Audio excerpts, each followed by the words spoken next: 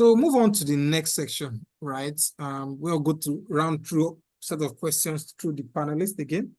So the next question on our table now is essential skills. So what technical skills are essential for success in FP&A? And how important are soft skills?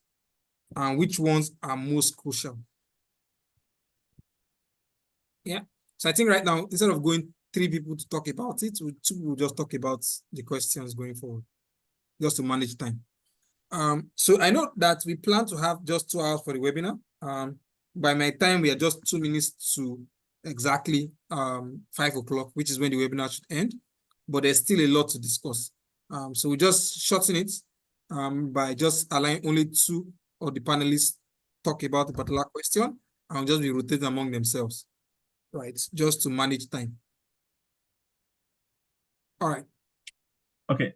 I think going first, I would say is strategic or analytical thinking. I think that's very, very important. In one of the response of either Mojib or Quadri, where he was talking like someone from audit moving to FP&A. As an auditor, there's a way you think. You're thinking of checking policy, checking controls, and all. As an FP&A professional, you would be thinking deeply logically, like, oh, so for example, I've had moments when I moved into the role in 2017 when I started looking at for every business I'm checking how do they make money and that what's the revenue breakdown. So Google, YouTube, for example, how do they make revenue per view, subscriber, and all of those things. So you need to be thinking very, very logical. The next skill is the business understanding. That you cannot underrate at all because you need to understand the business you're advising. Kodri has mentioned many times on decision support. If you're going to be supporting a decision, you need to understand what the production is doing, what sales is doing, if you want to support that decision. So having critical business understanding, deep business understanding is very important. The next one is what I would call maybe technical skills, which is the Excel financial modeling or the tool that you're going to be using. Yeah, definitely you can't ignore that. Excel knowledge in building financial model is very, very important. And I think lastly, I would pick it on soft skills, and those soft skills are, we want to call it communication skills, collaborations, and leadership skills. So these skills, because at the end of the day, when you do all of these modeling, all of these business understanding, you want to communicate your outcome, your insights to management. And that's where your communication skills, like I said, collaboration, you're picking data from different departments. You need to be able to collaborate very well with them to get the desired results. So these are some of the skills that I feel you, an FP&A professional needs to excel in the role. Thanks. All right. Okay. So just to support Bidemi point, he has already mentioned most of the skills that whoever is in FP&A need to have. If you ask me, how would I like to arrange the skills as me joining FP&A today? My first one is going to be try to understand what we call business acumen, understand the business. Even if you are going to, as an accountant or any business you're going to, understand how the business make money and what are those things that impact the business. Based on your being an outsider, even if you are going to a business or you're going to an interview. If I happen to be on interview board and I'm asking somebody questions, my question is, how do you make money and what are the costs? What do you spend money on? So that's the question I ask. Anybody that cannot explain that questions you cannot work in FP&A. How do you make money? How do you spend the money? So that's a very straight question I ask anybody that I'm talking to, and that's that's one of the skills that differentiate an accountant from FP&A. Accountants know how to keep the money, but they don't know how business make money. They can't explain it. They can't explain it in normal terms. They can't explain where the money goes easily. It's not that maybe they don't have the skills, but they pay attention more on what reporting, compliance, and the like, which is where their strength is. So it's not that maybe they don't have the skills. They don't need extra skills to be able to know where the money goes, but they are not. It's not their focus. So that's it. And other skill, if you are good in using different suits, Excel, even analytics will be is a plus for you. It's a plus for you. And also you have to have the skill I call stakeholder management, because you are that guy that you are going to have conversation with production manager. When you tell him that he or she overused raw material, he's not going to be happy with you. If you are going to challenge the marketing channel in which a sales director wants to use to sell a particular product, because you believe it is not the best way to go on looking at the cost. You get different business today go to market in different ways. There's different marketing channel they use, and so one is expensive than the other, and one is very efficient than the other. So you have to able to understand that why is my business going to using go to market as a way of getting their product to the market? Why is my competitor using internet to get most of their revenue? Which one is, like, you have to find a way to ensure that, okay, what are my competitor doing differently that make them competitive in the market? So those skills is not accounting, it's not Excel, but this is you understanding the business from marketing, from productions and the like. So which from under business acumen, you have to have understanding. Your accounting knowledge, all those ones, you have, like, is something that you already have. So which you're an accountant moving to FP&A, just need to deep your knowledge in understanding of the business and getting the right set of skills. That's it.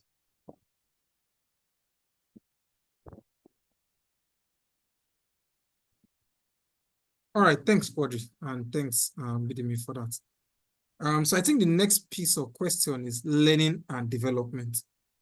Now, how can someone continue to develop their skills once they are in an FP&A role? Are there any specific courses, education, or training programs you would recommend?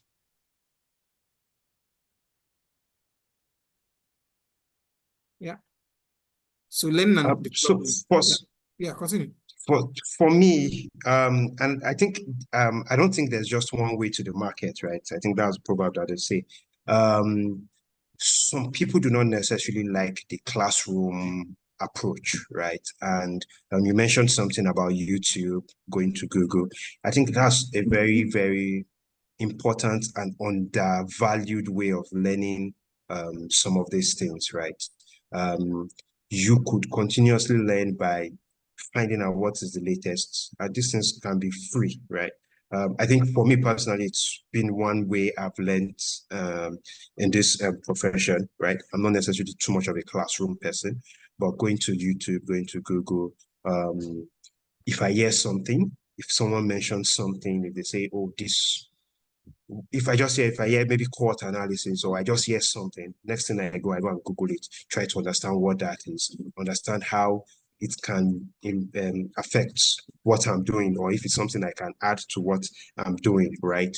So yeah, so just taking time out to learn something new, YouTube or whatever, Google and the likes. If you come across seminars that you think you like, I think it's something you can join. What basically, in summary, what I'm just saying is that while there are certifications and all of that that you can go through, it's not the only way you can improve, and it's not the only way you can learn, right? There are still so many informal ways where you can learn new things, and then your output shows that indeed you are learning and improving.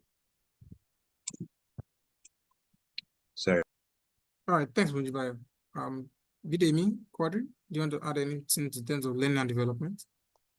Yes, I agree with the Mujibayo on all the points he has mentioned, and sometimes too, because of there's so much information to consume online, it's difficult for people to organize their thoughts on where to go. Who is the best person in this area?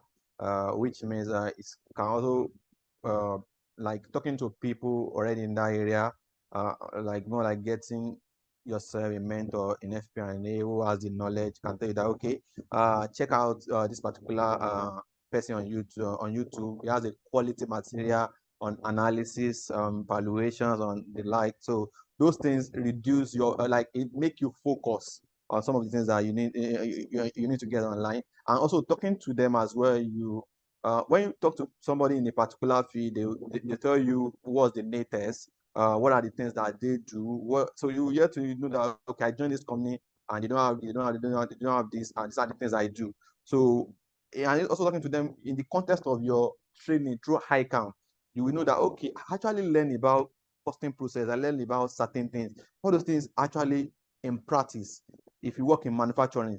But because you have not have chance to work in that area of the of finance, you don't know that everything you learn in ICANN also in practical, they are actually, business actually doing it.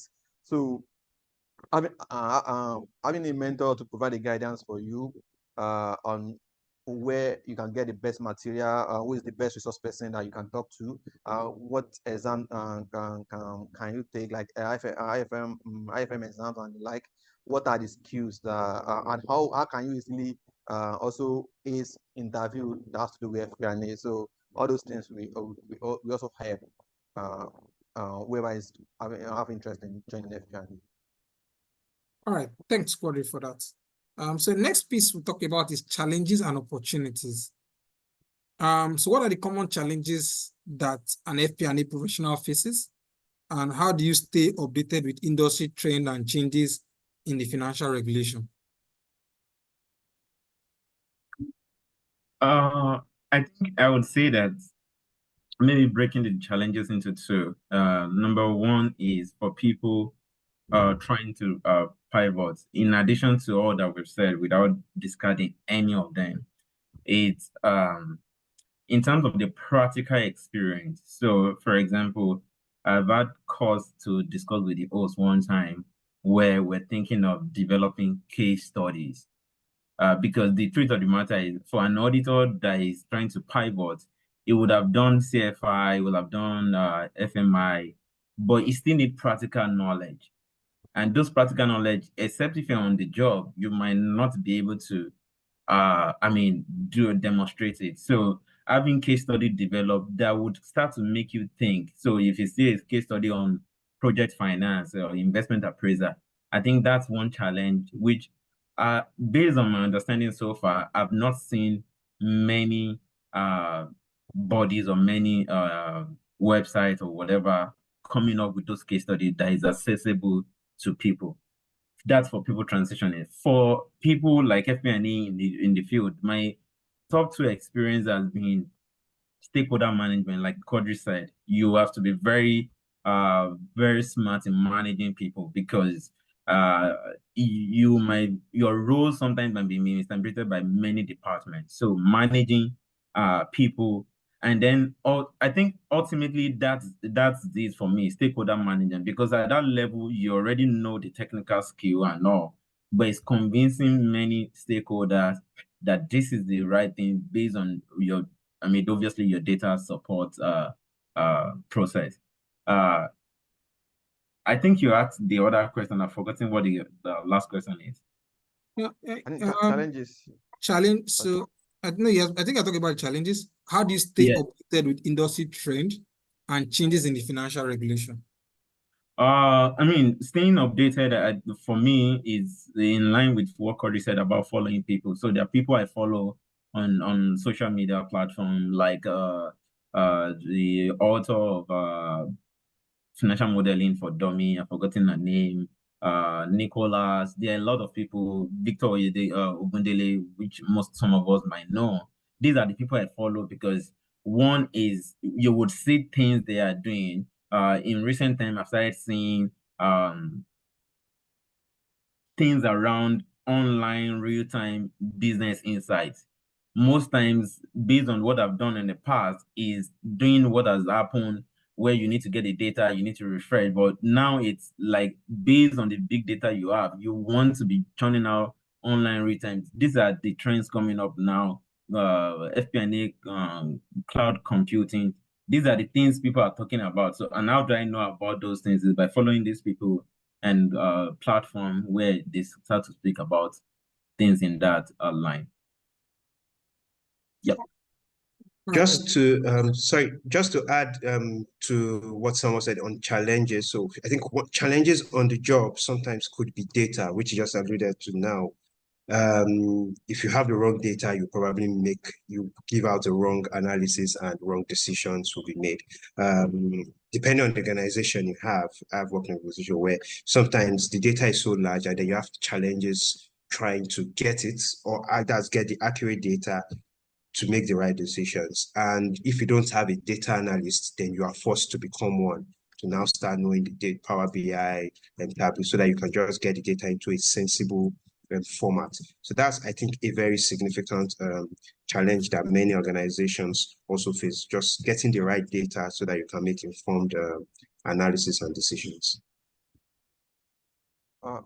Dele, if you may allow just to have like 1 or 2 points to it. I know you wanted people to talk. Right, go ahead. Yeah, sure, shoot. Thank you, Bidemi Mojiba. What I want to say is that in most business, you will be surprised that your boss that employs as FP&A does not know what you need to be doing. So they have a job description they get from online that they give to you when you resume. If you join a company that has never have FP&A, you are going to be in trouble because they don't know what you need to do, but they have a job they give to you. So you have to try as much as possible to ensure that whatever you have done in the past, you carry your knowledge, you try to look for it in a way that works for your new business. Because most of the times in the new era now, businesses continue to employ people for FP&A. They keep searching every day. But when you join, you'll find out that they just believe the CFO or the MD believe that he works with one companies before. There has to be one guy that does everything. They call the guy FP&A manager or head of FP&A. So he joined a new business now. The guy is still with the former employer. He can't take the guy, but you need to get a new guy to join the guy. He needs something like what the guy has been doing before. So we believe that people across industries have that same knowledge. He will try to get you on board. So you are going to face a challenge on trying to come up with what, try to justify the reason why they employed you. So like that's the challenge. So, and how are you going to go about this thing is what your past experience will be the most valuable things to bring on board to set the department in the right directions. But so that you, and also try to make it, get a clarity around what the role is, what the expectation is for a joining company, because you can end up be thinking of FP&A and you become a senior accountant in the end. So that's also like a challenge as well. And is there that current challenge until we have more FP&A at the top level that can provide a guidance for the new people joining a business of what the expectations are. All right. So next question is, what are some of the growth opportunities within FP&A field? The growth opportunity. The opportunities is like it's interesting, like it's very wide. So one of the things I was talked about, most people don't know that when we talk about cost optimization, it's actually an FP&A role. It's FP&A role, but it's somebody in FP&A that take responsibility of doing what? Looking for a way to bring down the cost.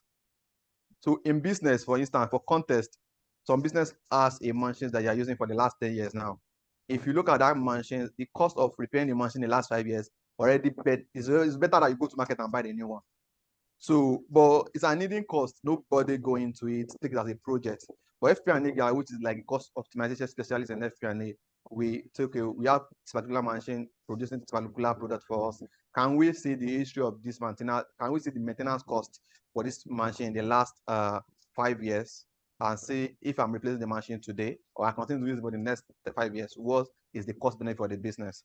So that's an opportunity that anybody can jump on, but you can't jump that on. You can't jump into that opportunity without experience.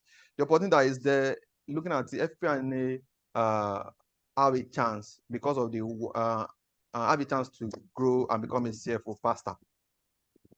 I think so, faster. There may be subjective around that.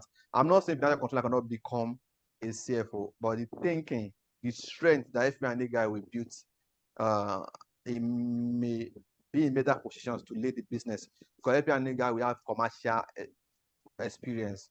If he's fully involved, we have understanding around what production does, how business from end to end. So that makes them to be a better candidate to lead finance, because reporting, they can always care people to do that, and they will still continue to run the business properly. So that's opportunity.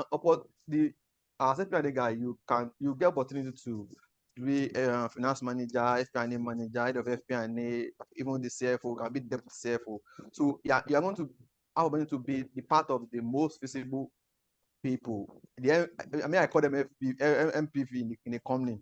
So MPV in the right when they get to the company that value them, they are always an MVP because everybody wants to talk to that guy that provide a support whether to go on a decision or not to go on a decision. All right. Does anyone want to add flavor to that?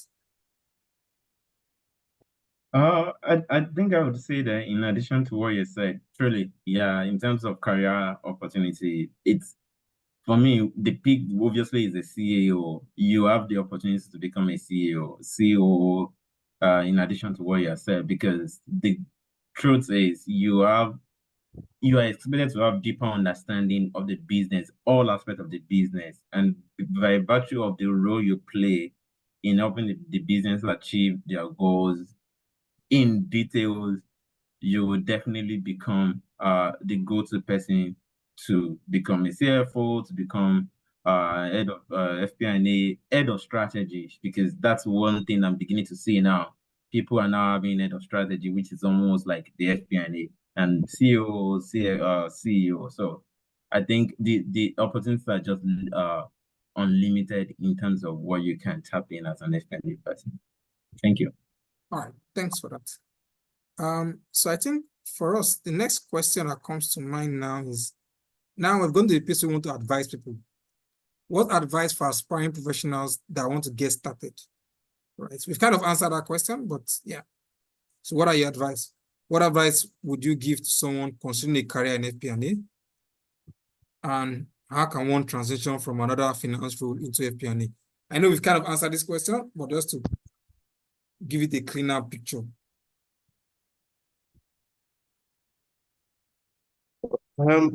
I think, yeah, like you rightly said, we've probably touched on that. So for someone who wants to start that, I would say start building the skills, right? Start building the skills, start building the knowledge. The purpose of sometimes taking some of these certification exams so that you can have it on your resume and it can be a way to enter the door, and then you now show that, oh, apart from just having a certification, I can do it, and then you show it. So I think that's it basically. Like Samuel said, if it's something you really, really want to do, start looking for people who have probably done that role or who are in that role, and follow them on perhaps social media. And yeah, and then when you're looking for jobs, I mean, you can type that as a keyword, right? So that you begin to see it. I think someone had mentioned what are the other names for FP&A. I think Kodra said decision support. You had mentioned planning. So those are things you probably put in as keywords, and then yeah, and then you start it. Sometimes you have to be intentional, and then sometimes it comes to you. So you just pray for a mix of everything. All right. Does anyone want to add coloring to that?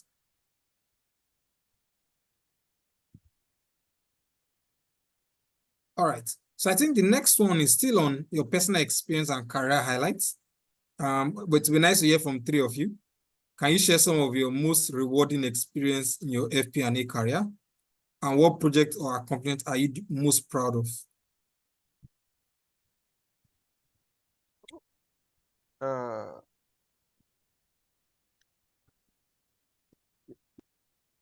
Okay, so in FP&A, there are, at least for me, I have a chance to work on different projects that cross different functions in FP&A.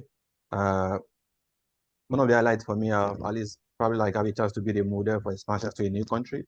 So for a very big business, for a small business, for a new business.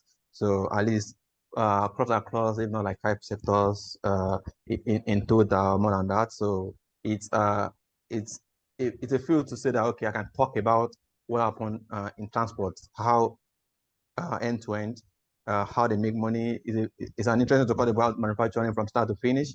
To talk about a net care business, that moved from Nigeria to Kenya to Uganda. So it's to be able to tell you how the business make money, even though I've never worked in the business before. But so those trends is very interesting. But one thing that stand out for me is that as an FP&A person, I do my own work very well. So when I call out number, I'm calling it with so much confidence. So, and I can tell you, plus or minus, I can reason that, okay, there's no magic you can do to achieve these numbers without even doing doing deep into it. There's no magic. The business concept does not prove that you can make this money. So all those kind of things are things that if you are not deep into these professions, you won't be able to talk about. And when it comes to accomplishment, I think I can tell you FP&A gave something I consider a strength to negotiate what your earning is. So when you are talking to the right people in the field, like the strength to tell the reason why you deserve a certain reward above every other person, and you give it strength to why people want to talk to you about like it make you be like people want to talk to you but you don't need to tell them you are valuable, they can see the value. So that's how interesting the FP&A is for me. Okay. Well, I'll just go next. yeah. All right.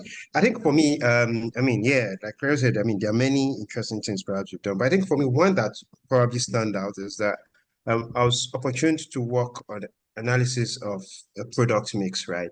And we're able to, I mean, the beauty of it was that we're able to identify the product where with just a little more effort, the overriding implication on profit was significantly more, right? And what that meant was that instead of focusing of all your resources on a set of services that did not give you the best margins, you could now show the data or the analysis that, hey, marketing team operations, if you move from here and focus more on this, the overall profit of the business would be improved. I think what made it interesting for me was that while you might feel that that's what it should be, but when you're able to back it up with the analysis and the data, you begin to get the cooperation of the teams involved. And I think within 2 months of implementing, we started seeing positive results in that light. So I think that was a very interesting one for me. All right, Samuel. I think, I mean, there are a lot when you start to think about, I would say in recent time, is helping a business, something like Uber for logistics, and why for me in recent time became like something I'm proud of is hearing from the clients, that's the project owner, saying that the model, the advisory that we provided, myself and my team, went both local and international for review, and there was no thing they could fault in the model. I think that for me, it's a very, because sometimes because of my own experience, most times FP&A is either I'm the only one or I have 1 or 2 people where you're the one reviewing your work, but having an external person review your logic, and when I say external person, that's Big 4 companies reviewing your work and then coming with the feedback that there's nothing wrong with this. I think for me it's a plus. Overall, about that's about the project. About accomplishment, I will say that it's the fact that for every time I've been in that position to advise business or advise corporate leaders, it's with the goal of adding value, and the value is always clear. So, for example, I remembered when I first joined, less than 2 years in that role, when I was leaving, my CFO, my CEO, well, happens to be the country manager of the business, Nigerian business, I had to send a message to me that I never knew you have improved this drastically well. Why? Because of the value I added within that short period of time. So I think that would be for me. Thanks. All right, thanks a lot. I'm still dipping deep into your personal experiences and career highlights. What questions do you frequently receive from people new to the FP&A field? right? Are there any misconceptions about FP&A professionals that you would like to address? The misconception is like they still believe everybody is accountant. So they believe that everybody is accountant, everyone is an accountant, because we also have to go through accounting training by one way or the other, whether by certifications, whether by degree or learning on job. So they believe everybody is an accountant. So that's the misconception. And also because they are, because as of today, at the leadership level, who are the people that make decisions about who and who to hire, who and who not to hire. So some people still don't understand why they need the role.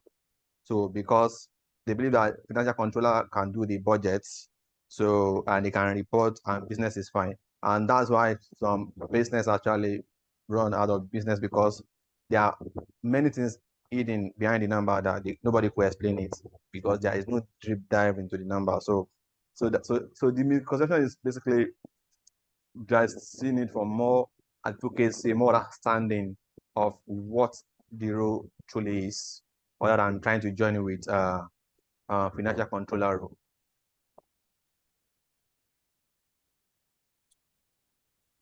Okay, I think in addition to what Korea said, from the perspective of people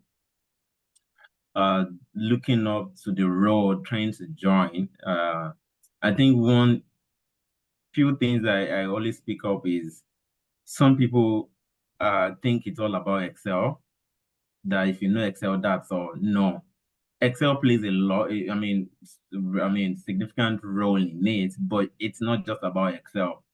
Some people just, how would I put it? Some people think it's a role that is meant for special people, or that you must have accounting background or something. No, it's not. It's something you can pick from. I think if you ask me, one maybe typical to many roles, but for this particular role, two top things I feel you should know, you should have, is a logical and analytical skill that you can break things down at any point in time. That's one. And the passion to learn, because with your analytical skills and all, you can break things down in a very simple way. Complex things, like Godry said, how do you make money? So breaking that down, and then the passion to learn, because the passion to learn would drive you to upskill yourself to meet up to the demand of your role. Yep. All right, thanks, Bidemi. So I think right now I'll say that is any advice, right, you like to share that there are a lot of questions have been asked, but you may have something that you may want to share that must have not been covered before we get the participants to just ask any question that comes to mind from their inside. I think in terms of advice, I would just say I don't think you should see the role as something unattainable. It's as its fair share of challenges and opportunities like every other role would typically have, whether you call it financial control, whatever role it is. Also, from a personal perspective, I don't see it as the end, right? I just see it as a means to an end. I don't know of any FP&A professional who just wants to end his career as the FP&A professional. There might be, I don't know of any, right? The end goal is, I want to, like someone said, CEO, COO, CEO, CFO, right? It gives you that journey, right? For so many people in that field, that's perhaps the reason why they joined, right? Because it perhaps gives you a better perspective into how a business operates, what to be thinking about the bigger picture and all of that. And right, so first of all, my advice is it's not something unattainable. You can get into it. I strongly believe anybody can, if you just put your mind to it, right? You can get into it. You can get the beauty of it is that you don't necessarily need to have gotten all certifications before you even start doing it, right? And you can. And two, I think also don't have it at the back of your mind that it's the ultimate. I don't think it is. I think it's just a means to an end, right? So yeah. Okay, in addition to Mujibayo, at least has already told you that it's possible. So, in as much as possible, now is the best time to join FP&A. Now is the best time to join FP&A. I can tell you, for free, business are still looking for FP&A professionals to join their business as at today. And it's everybody like to make better earning, but some of the professionals on this call can tell you them as they are today don't have a friend that they can refer for a job as FP&A other than people that they believe that they are at par. So they don't have anybody that they can say this person is strong enough to go to recommend to this particular. It's not that people are not there, but if because most of the FP&A role that used to come out, you always be at senior level. The minimum you always see is an FP&A manager. So it's when business cannot easily get anywhere, they now say, okay, maybe we should start from crash. So and see if this guy can grow to the point at which we need it. But unfortunately for most business, as you continue to grow FP&A guy, 3 years into the job, somebody else will pick him.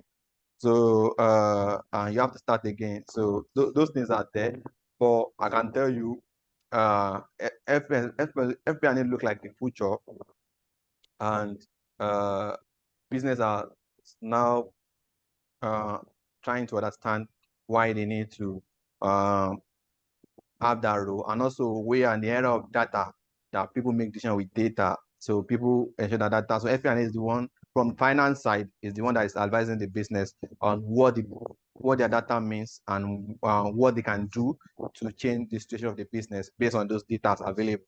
So if you are thinking of joining, I think now is the best time to join. And I can tell you what's going to differentiate you between one FP&A guy and yourself is your thinking. You will do a lot of thinking work. So, and the way you think, the way you interpret numbers, the way you interpret both text and numbers, situations and the like, we always differentiate you from anybody else. So, which is going to be like a unique strength for you. Our thinking is not different. If you are very smart and you're in FP&A, you're also going to be a plus for you. So, which means you have to be a deep thinker because you have to come up with different strategy to escape bad situations and to make bad situations to become good situations. So that's my advice for you. Join today. If you are thinking of joining FP&A, start today, start the journey. It may take you 1 year, 2 years, even 3 years. I believe there's always going to be a reward for it. I think so. Thank you, Mujib and Quadri. I think the last one I would add to it is particularly from the perspective of people trying to join. I would say take a baby step into it, whatever level you want to start from. And as much as possible,